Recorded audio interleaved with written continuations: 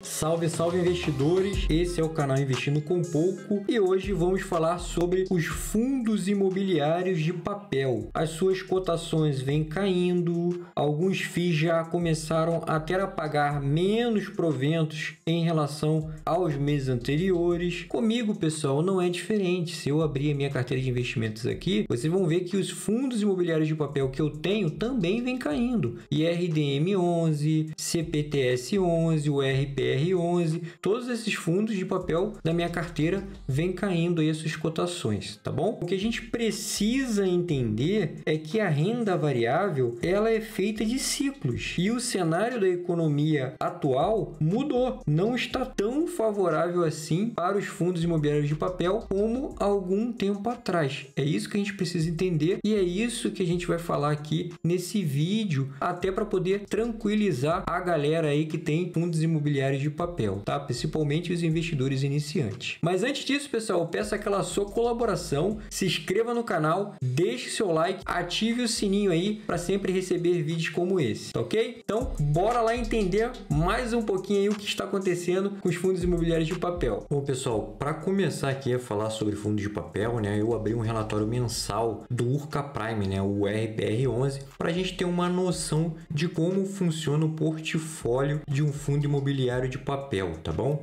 Então, eu abri aqui, ó, esse é o portfólio do RPR11 e a gente pode notar aqui, pessoal, que a maior parte do portfólio, né, e não é diferente com outros fundos imobiliários de papel, ela é formada por CRI, né, que são certificados de recebíveis imobiliários, né? É claro, né, o fundo de papel também, ele pode ter outros ativos, né, como outros fundos imobiliários, pode ter debêntures, mas a maior parte de um fundo imobiliário de papel geralmente está atrelado ali ao CRI, né, ao CRI, tá bom? E aí o que são CRIs, né? Eu vou deixar até um vídeo aqui na descrição e eu falo sobre o que é um CRI, né, passo a passo, um vídeo bem simples, com uma forma de falar bem mais tranquila. Eu tenho certeza que você vai entender que é um certificado de recebível imobiliário, tá ok? Mas basicamente, pessoal, falando aqui rápido, um CRI nada mais é do que um dinheiro, né, que o fundo imobiliário ele empresta ali para o setor imobiliário e recebe esse dinheiro com juros, tá bom? E sempre um índice de inflação, né, que corrige a inflação durante os meses, tá bom? Bom, para a gente entender melhor isso, vamos subir aqui um pouquinho e vamos lá para a carteira de CRI do RPR11, né, que é o fundo aí que a gente está tirando como exemplo. E logo aqui acima a gente chega na carteira de todos os CRIs que o RPR11 tem, né? Então a gente pode pegar perfeitamente aqui como um exemplo prático todo o fundo imobiliário, pessoal. Se você for lá no relatório gerencial,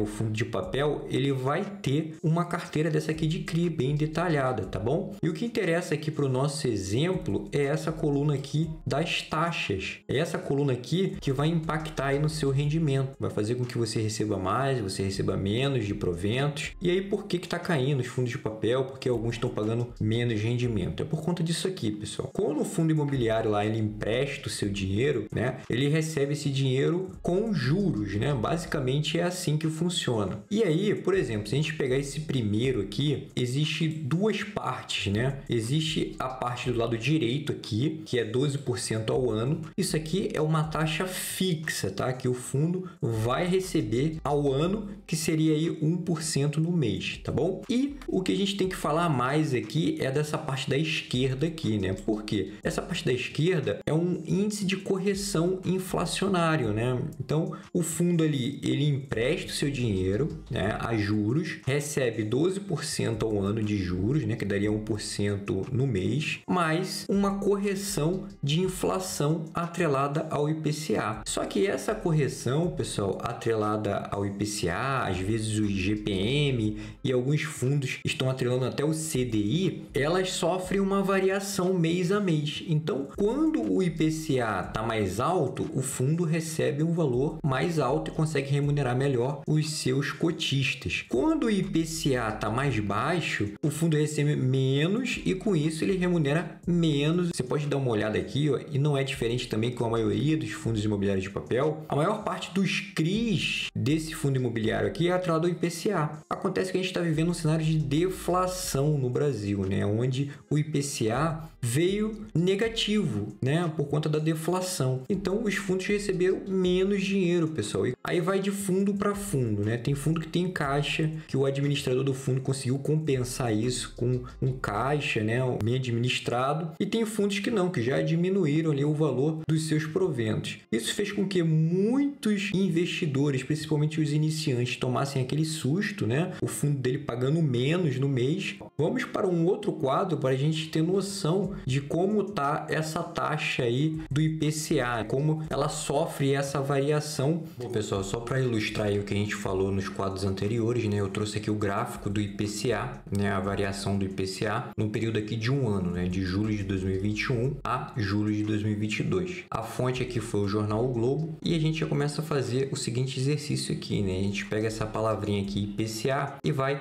substituindo mês a mês pelos índices de inflação, tá bom? Então, por exemplo, se eu pegar aqui, ó, julho de 2021, 0,96 e substituir aqui embaixo, ficaria 0,96 mais 12% ao ano. Essa foi a taxa aqui que o fundo imobiliário recebeu no mês de julho de 2021. A gente pode pegar aqui também um pico que teve aqui em março, né? Pegar 1,62 de IPCA e substituir por essa palavrinha aqui, ficaria 1,62 mais 12% ao ano, né? No caso aqui, se a gente pegar 12% ao ano e dividir por 12 meses, daria 1% no mês, né? Então, seria 1,62 de IPCA mais 1% no mês de taxa fixa. Então, daí você vê que, referente a março, né, os fundos imobiliários de papel remuneraram mais os seus cotistas, né? Porque receberam uma taxa maior de juros. E aí, pessoal, a gente chega no cenário atual, né? Deflação, né? Uma inflação negativa, menos 0,68 aqui em julho. Agosto também foi deflação, né? Uma inflação negativa. E se a gente fizer essa mesma dinâmica, né? Pegar esse valor aqui de julho, menos 0,68 e substituir por essa palavra IPCA, você já vai ver que nesses meses de deflação, né, que começou aqui em julho, os fundos imobiliários de papel sofreram aí, receberam bem menos de taxa de juros. Mas é claro, né, pessoal, tem alguns fundos imobiliários de papel, o RPR11, que a gente está pegando como exemplo, é um deles, que eles têm uma proteção contra a deflação. Tá bom? Então, quando chega aqui a negativo, o fundo consegue se proteger. Mas, basicamente, você consegue enxergar aqui que com o cenário de deflação, o fundo ele não vai receber de juros como ele recebeu em março, por exemplo, que teve um pico lá de 1,62, tá bom? Então, isso aí acaba impactando os seus fundos imobiliários de papel, pessoal. Não é um problema do fundo, e sim um ciclo da economia, né? A gente está no momento aí de baixa de IPCA. Vamos ver um outro gráfico também, que eu vou mostrar uma coisa muito interessante, pessoal. A gente não pode deixar de falar aqui que essas altas e baixas, né, aqui do IPCA, eles não refletem, né, não impactam o fundo no mesmo mês. Por exemplo, né, se a gente pegar aqui essa alta aqui, né, do IPCA em março, 1,62, o fundo ele não remunerou melhor o seu cotista em março, né, no mesmo mês da alta, porque a gente tem um delay aí de pelo menos 2 meses. Essa alta aqui de março, ela só foi se refletir para o cotista, né, o cotista só foi receber a mais, por isso, 2 meses depois. Então, lá em maio que o fundo pagou melhor os seus cotistas por conta dessa alta do IPCA em março, tá bom? A gente pode ver isso aqui, ó. A alta de 1,62 foi lá em março e olha o pico aqui de dividendos que o fundo pagou para os seus cotistas em maio. Tá vendo aqui? Então, a gente tem um delay aí. Não são todos os fundos que tem esse delay, né? Mas a maioria é 2 meses, tá? A gente pode botar como um padrão aqui dos fundos imobiliários esse IPCA 2 meses depois, tá bom? Então, pessoal, aqui em agosto, né? Em julho e agosto, teve alguns fundos imobiliários aí que já tiraram o pé um pouquinho, né, dos seus proventos, mas na verdade esse IPCA negativo aqui de julho e de agosto, eles só vão se refletir lá mais para frente, né? Que o que tá ruim, né, vamos dizer assim, né, pode piorar mais um pouquinho, né? Então a tendência aí é que nos próximos meses, né, os rendimentos dos fundos imobiliários de papel aí caiam mais um pouco, pessoal, porque vai começar a refletir aqui no IPCA negativo de julho e agosto. Bom, pessoal, então o que eu posso deixar aqui para vocês, né, o histórico de inflação do Brasil nunca foi um histórico de baixa inflação, de deflação, né? sempre foi um histórico de inflação positivo. Não precisa sair vendendo seu fundo de papel só porque as cotas estão caindo atualmente, porque o fundo está remunerando um pouquinho menos, porque já esse cenário aí vai voltar provavelmente a inflação positiva e os fundos imobiliários de papel eles vão voltar aí a remunerar um pouquinho melhor. O ideal para a gente se proteger contra isso tudo é a diversificação. A gente tem um pouquinho de fundo imobiliário de papel, um pouquinho de fundo imobiliário de tijolo, sempre diversificando um pouquinho dos nossos fundos para que em um momento de baixa de um tipo de ativo, o outro esteja em alta e a gente consegue equilibrar a nossa carteira. Bom, pessoal, vou ficando por aqui. Desejo a todos bons investimentos e fui!